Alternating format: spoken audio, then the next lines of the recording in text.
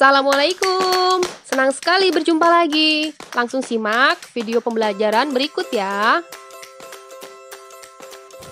Penerjun mula-mula terjun dari pesawat tanpa membuka parasutnya. Gaya hambatan udara yang bekerja pada penerjun tidak begitu besar. Dan jika parasutnya terus tidak terbuka, penerjun akan mencapai kecepatan akhir kira-kira 50 meter per sekon atau sama dengan 180 km per jam.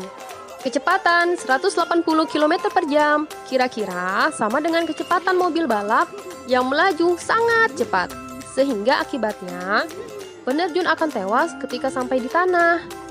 Dengan mengembangkan parasutnya, luas permukaan penerjun dan parasutnya cukup besar, sehingga gaya hambatan udara yang bekerja pada penerjun dan parasut juga cukup besar untuk memperlambat kelajuan terjun. Penerjun akan sampai di tanah dengan kecepatan akhir kira-kira 29 km per jam. Dengan kecepatan ini, penerjun akan selamat ketika sampai di tanah. Sekarang, kita coba yang ini. Percobaan ini hampir sama dengan percobaan pada pertemuan sebelumnya. Kita siapkan bola tenis dan kertas yang terbentang. Kita jatuhkan. Ternyata bola tenis sampai ke tanah lebih dahulu. Apa yang terjadi ketika kertas kita remas berbentuk menjadi bulatan? Kita jatuhkan lagi. Ternyata bola tenis dan kertas bulatan sampai di saat yang hampir bersamaan. Mengapa hal tersebut bisa terjadi?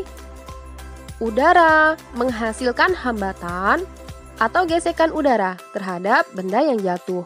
Besarnya gesekan tersebut sebanding dengan luas permukaan benda.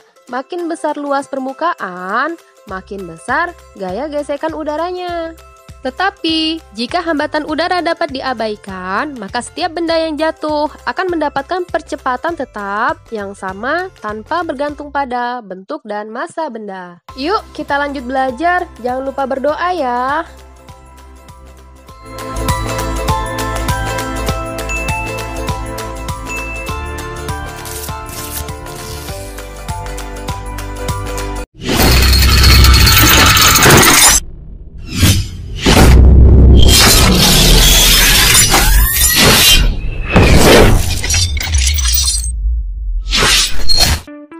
Gerak vertikal ke bawah merupakan gerak lurus berubah beraturan atau GLBB dipercepat dengan percepatan sama dengan percepatan gravitasi bumi.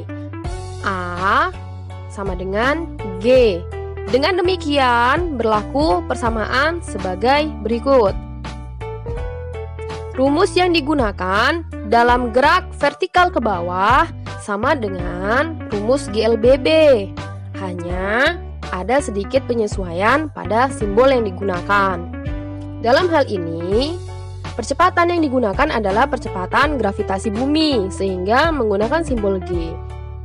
H adalah jarak benda pada saat tertentu terhadap titik acuan. Apabila V0 bernilai 0, maka geraknya disebut gerak jatuh bebas. Selanjutnya, kita akan bahas tentang gerak vertikal ke atas. Ada beberapa hal penting yang harus diperhatikan pada gerak vertikal ke atas. Yang pertama, pada gerak vertikal ke atas, kecepatan di titik puncak atau titik tertinggi adalah 0, sehingga Vp bernilai 0. Yang kedua, benda berturut-turut diperlambat kemudian dipercepat. Maksudnya, gerak benda ke atas mengalami perlambatan, sedangkan gerak benda ke bawah mengalami percepatan. Selang waktu TA sama dengan TB.